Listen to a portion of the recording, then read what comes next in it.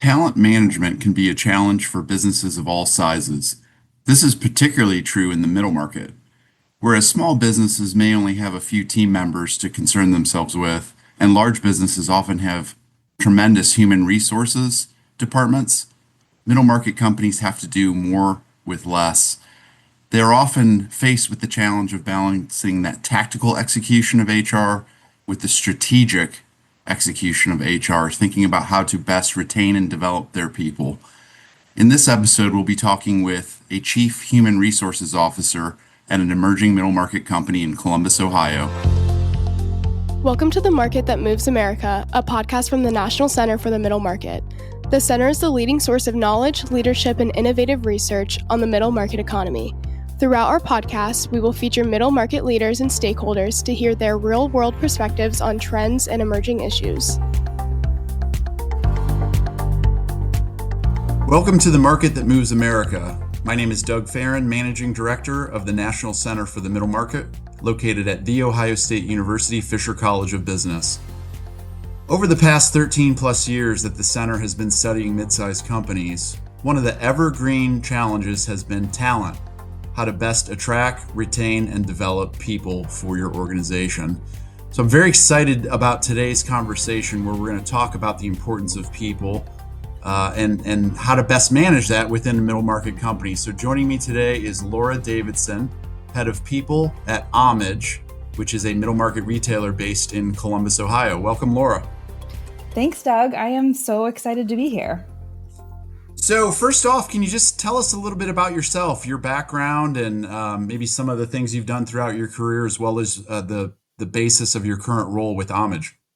Yeah, I would love to. So a little about me. I've spent the last 15 years in human resources, working in multiple industries like retail, publishing, med device, from scrappy startups to Fortune 500s. No matter what the size company I've been in, my focus has always been building people strategies that actually work for team members they're meant to support. So as you said, I'm currently the head of people at Homage, which is a retail brand based in Columbus, Ohio. So what I love about Homage is we make apparel that pays tribute to the people, places, and moments that matter. So think vintage sports, pop culture, and the shared experiences that bring people together. In my role, I'm focused on aligning our people strategy with our overall business strategy. So that includes areas like talent development, org design, leadership coaching, with a focus on supporting and enhancing our team culture, which culture is really a team effort, as you know.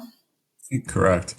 And tell us, how many people do you oversee across the business, including your stores and your distribution center and all the different operations? Yeah, we're just shy of about 200 between our HQ, our stores, and our operations team.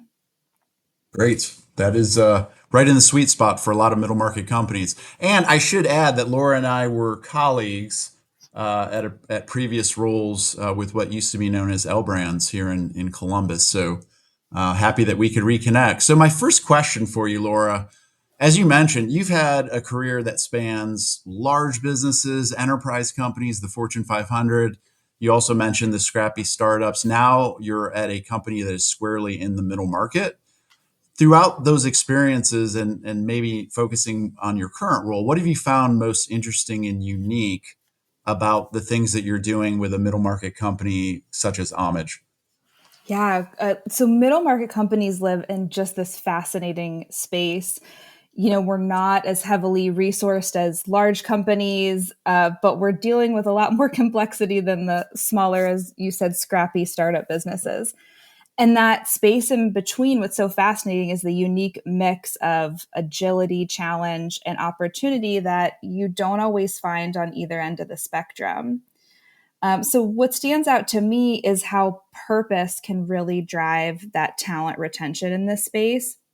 If you think about it, with fewer layers and less bureaucracy, people can actually see the impact of their work. And I think that visibility builds connection and pride and gives people a front row seat to growth and evolution of the business. And I think that's certainly true at Homage. I think people stay because they believe in what we do and they can see how their role contributes to that bigger picture. That's great. One of the things that we say here at the NCMM, especially when we see rapidly growing mid-sized companies, and I know that from experience since I've worked with Homage over the years, whether it be for an MBA case competition or student projects through the class that I taught.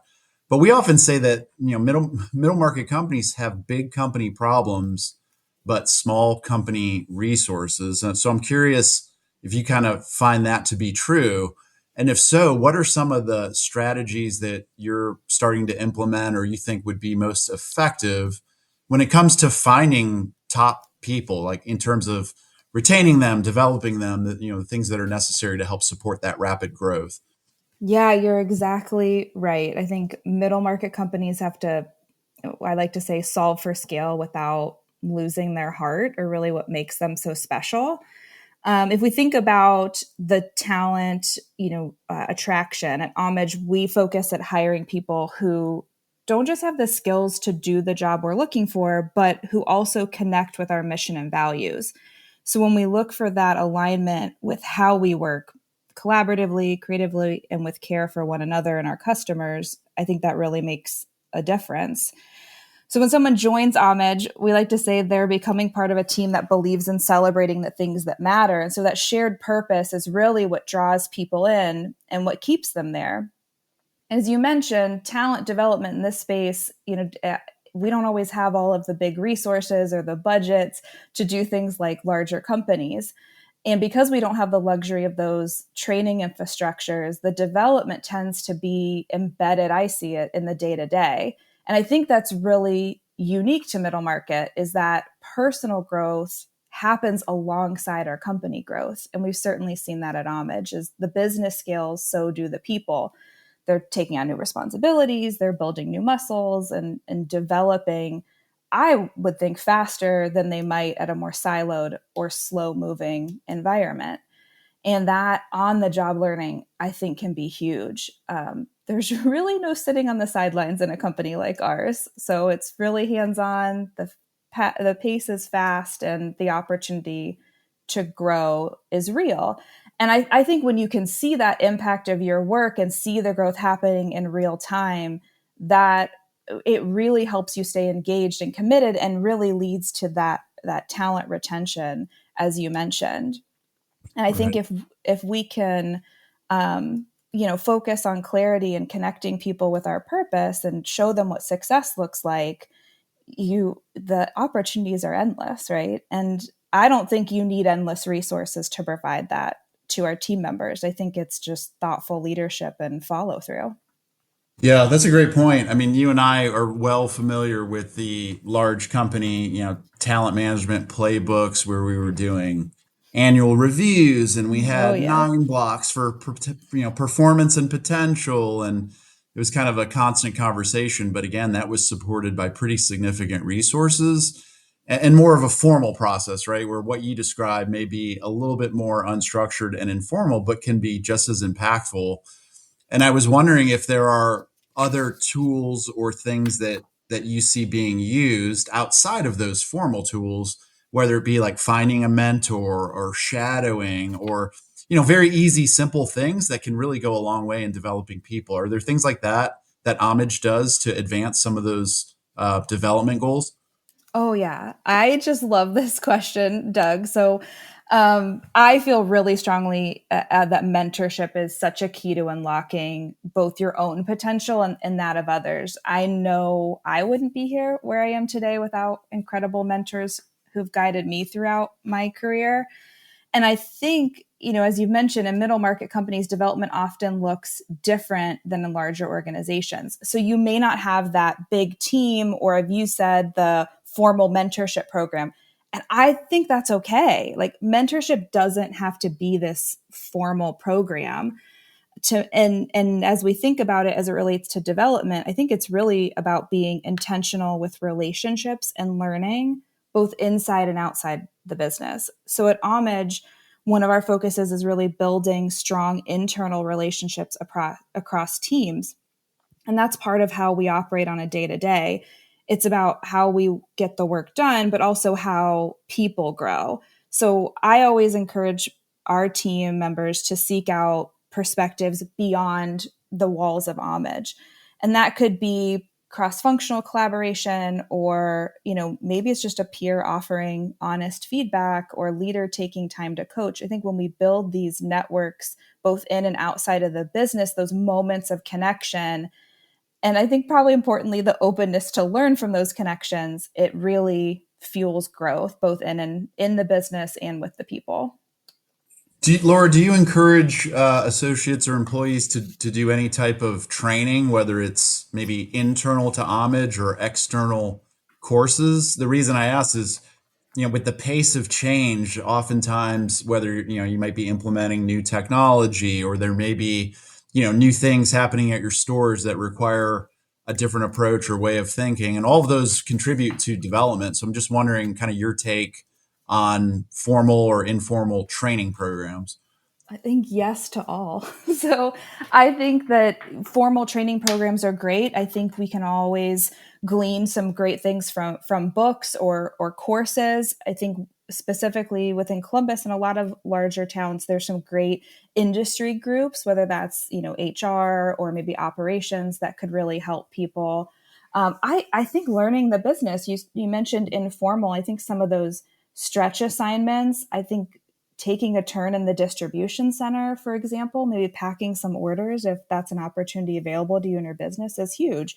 When you see how the product moves, maybe how the customers interact with us in the stores, it's anytime you can build your business acumen and make those connections to your work and the larger business, you can carry those throughout your career, even beyond the current business you're with.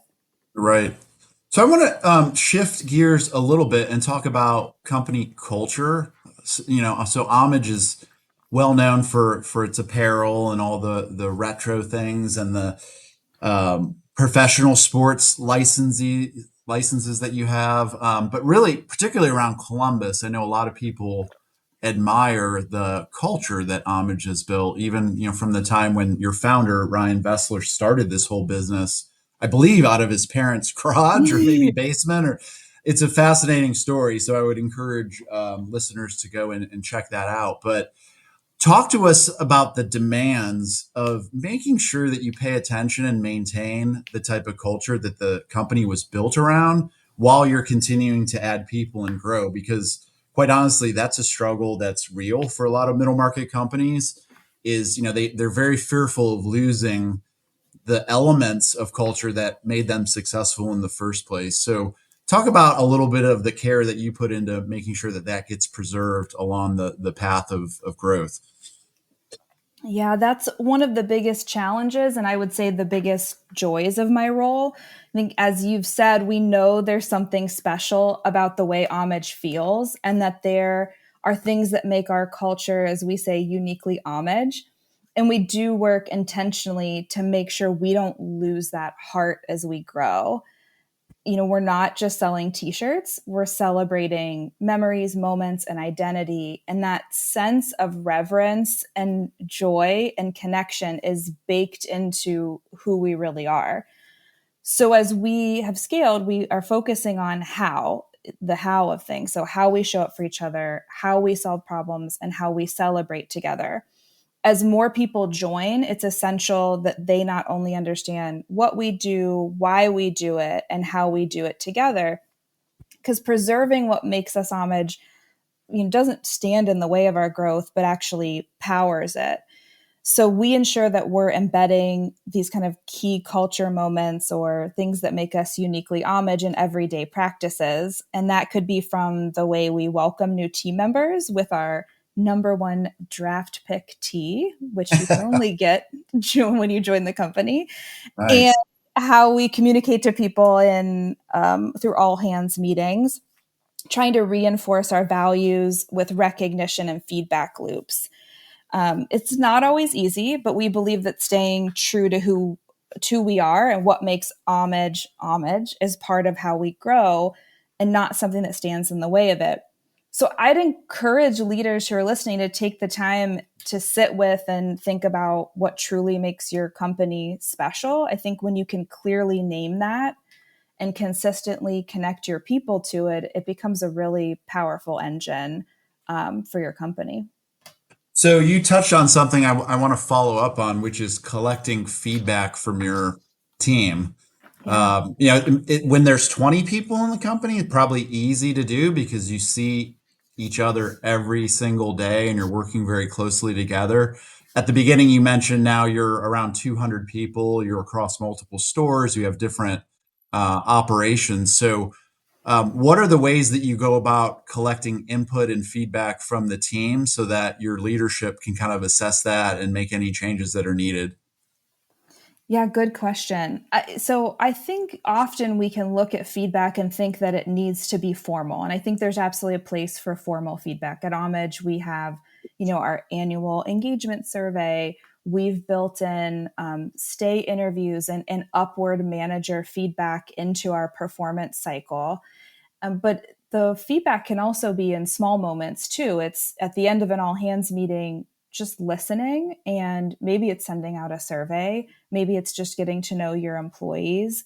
But feedback can also come in quick moments after the close of a meeting or a one-on-one interaction.